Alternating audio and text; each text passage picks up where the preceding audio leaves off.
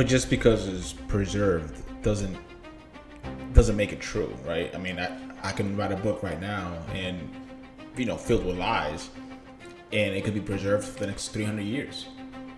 Doesn't make it accurate. What's going on, guys? Welcome back. So, as you guys know, I like to react to things in real time, right? Sometimes I do watch a video and then I tend to do a reaction on the video if I actually like the video. But other times, certain videos come through my feed that before I even watch it, I just want to do a live reaction to it because either it's the thumbnail that gets me or the actual title. So in this particular one, we're gonna take a look at a channel. I did a video on this already on this channel. He goes by the name of John Steele. Again, I love the way he argues and debates. But the title on this particular video, I'm not gonna lie, it's pretty engaging. Basically, he's asking in the title. Let me just show you guys this actually. It's defending child marriage, defending child marriage seriously. So with that being said, we're gonna go ahead and watch this together, and we'll do a live reaction to it. Okay, sounds good. So, if you don't hold the belief that your holy text is infallible, then like why do you sort of gravitate to Christianity? Because why do I need an infallible text? Because if the text is not infallible, it shows that there can be corruption within the text, within the scripture. Yeah. Why do I need an So infallible why text? would you just answered it. So again, why do I need an infallible text?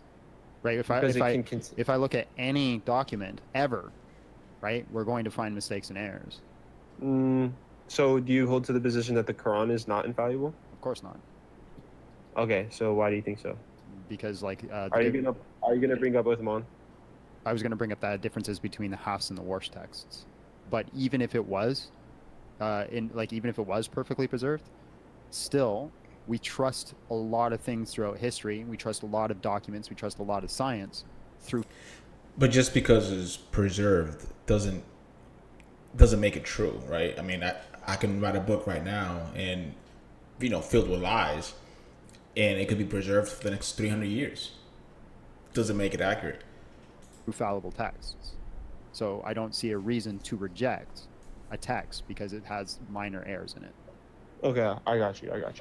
So, what are your sort of problems with Islam? Like, strictly, like, either, like, scripture-based, like, please don't bring up, like, societal issues.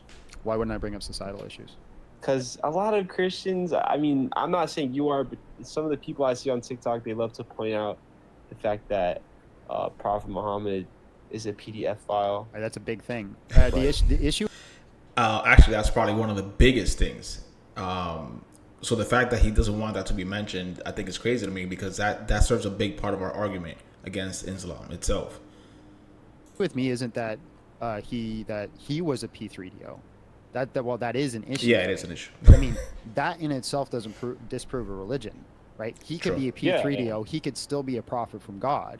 What disproves it for me is the fact that you guys say he's sinless and did nothing wrong. That's what disproves it for me. No, I got you. Are you aware that what we consider today in today's society as underage marriage is like not exclusive to Arabs? It's like it was a worldwide practice for hundreds. It was a worldwide practice. Okay, let's just go with that. But even if that was the case, there's nothing you can pinpoint back to Jesus right now that he did back then that would be bad today. Not a single thing. Why? Because he never sinned. That, my friends, is an actual sin. I don't care how you want to splice it. I don't care how you want to decorate it. I don't care how you want to explain it. That in itself is a sin. When you molest little girls and things like that, that is a sin. I don't care what generation you're part of. That is a sin.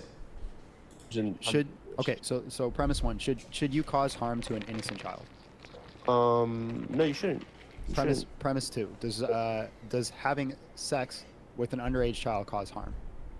But what we consider an underage child, yeah, it does. And would I let my daughter or my sister, who was like 12 years old, 10 years old, whatever, maybe marry somebody that's like 25, 30? No, absolutely, I wouldn't.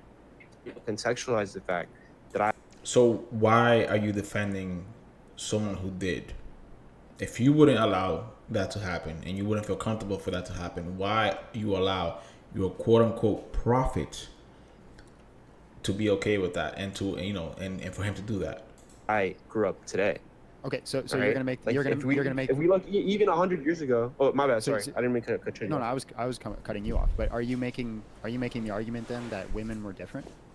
No, I'm not making the argument that women were different. I'm making the argument that there's things that people did as a society back then that we look at today as totally weird, Sure. and there's things that we even do as a society today that people back then would look at as Yeah, that's extremely and if that's wrong. the argument that Islam makes, I'm fine with it. If you let's say that Muhammad was a person of his time and that he did this thing that was wrong according to progression, according to morality, because morality has to have morality can't change, but he didn't know any better and he did wrong, then I'd say okay, but that's not what you guys say. You say he's sinless.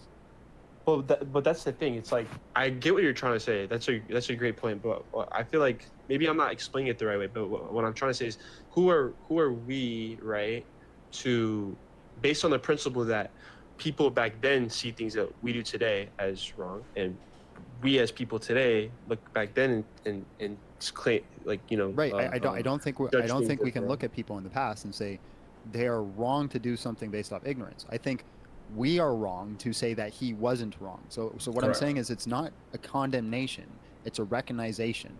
That's a different thing.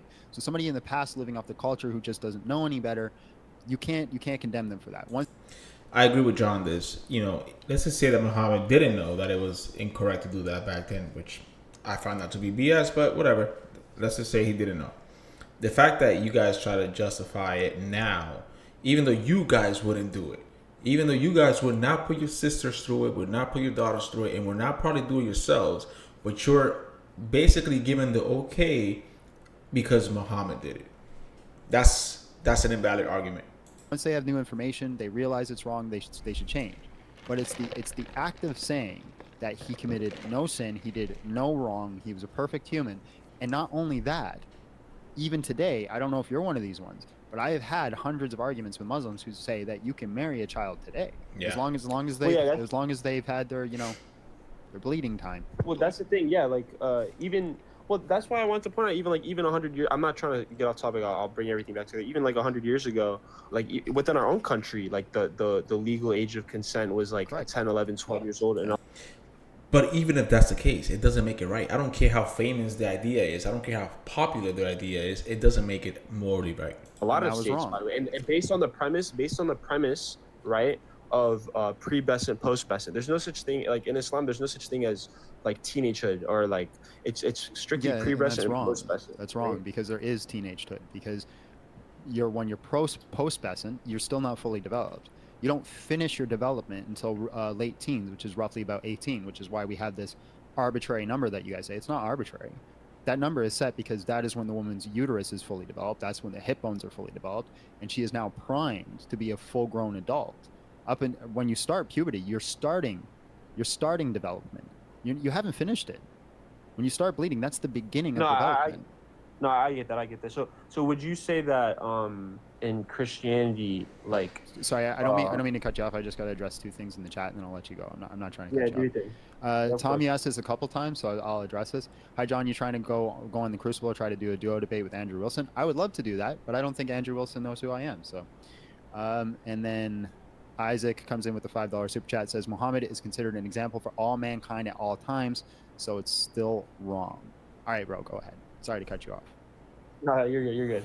So would you say that you disagree with the fact that regardless of people's practices, are you saying that like regardless of society's practices back then, it's still inherently wrong to be with a 12-year-old or 11-year-old or 10-year-old XYZ? It's an immoral thing to do because it causes harm mentally and physically to an innocent person. And the big key point to take away from that is it doesn't matter in what era you do that. It's still wrong. And that's one thing that Jesus never did is commit anything like that. Okay. I'm curious. I hear a lot of debate about this. How old was Rebecca when she married Joseph? Or was it Abraham? Nobody knows. Nobody knows. Nobody knows for certain. So the argument that she was 3 years old comes from a single rabbi who was rebuked for saying that. The other rabbis told him he was wrong to say that. So it was the idea that certain person, I think, so they did it so like this person met this person at this time, so therefore Rebecca had to be a certain age. If you just go read the story of Rebecca, she's walking around talking about very deep things. Like, I don't know if you ever talk to a 3-year-old. They vaguely point at things and say candy, right? I work with children all the time, so they cannot have these deep conversations and say, I am the daughter of blah, blah, blah, of this and this. Plus, she's carrying out hay and she's feeding camels and she's giving them water, carrying out jugs of water. That's not something a 3-year-old does. And also, if I was to grant the argument that Rebecca was 3 years old, I can condemn Isaac. I could, like, as a Christian, I could say Isaac did something that was sinful and is wrong, and I condemn him for doing that. Okay, I appreciate that. So I respect that point. Okay, I get you. So the last thing in regards to this concept of like this idea of wrong and right, in regards to Muhammad, would you say that you don't agree with this idea that like not necessarily that life was different back then, but that woman, like the relation of human life expectancy to women being different, like not an excuse but something tolerable for the way that we look back on it? Human life expectancy comes from looking at averages. So if a whole bunch of people die at the age of 1 and a whole bunch of people die at the age of 80, you do the average of like 30. So life expectancy wasn't as short as we thought it was. People also died from like natural circumstances all the time. Most people died in their youth, but usually if you made it into adulthood, you know, you probably make it to old age, not as much as like we do today, but it's not like people are just dying left, right, and center. And even if that was the case, I still say that this is wrong because you shouldn't cause harm to an innocent human person. Okay, I got you. All right. And then with that being said, one last thing I want to ask before I head out. By the way, I appreciate your respectfulness, man. Mhm. Seriously, and your insight too. Like that's why I ask these questions. I just want to get a perspective. Like, are you like a Trinitarian? Like, do you believe in the concept of the Trinity? Yes, I'm a Trinitarian. So, could you explain to me from your perspective, like, what is the Trinity? Like, I hear like people say that it's not like Jesus. All right, so looks like they're going into a different topic now. But going back to the whole child marriage thing, I see a lot of people, and a lot of Muslims for that matter, try to defend this and try to point it back to the old times. And again, to point out John's point of view is it doesn't really matter when it was done, because if you didn't know about it, then fine. But the fact that you know about it and you're trying to make any type of justification for right now on why Muhammad did what he did back then, that makes you part of the problem. Think about it. If you don't allow your sister, your daughters, your granddaughters, whatever the case is, and you wouldn't do it yourself, why are you accepting that Muhammad did that in the past? And not even accepting, but at some point in time even agreeing with it, because he was naive to it. I'm sorry, but that alone, it's pretty scary. But whatever. Like I said, I like doing some of the videos. I like doing some of the reactions live, especially when something catches my attention while I'm on the computer, and very interesting title for sure. Big shout out to John. Like I said, I love his channel, and yeah, we'll catch you guys in the next one.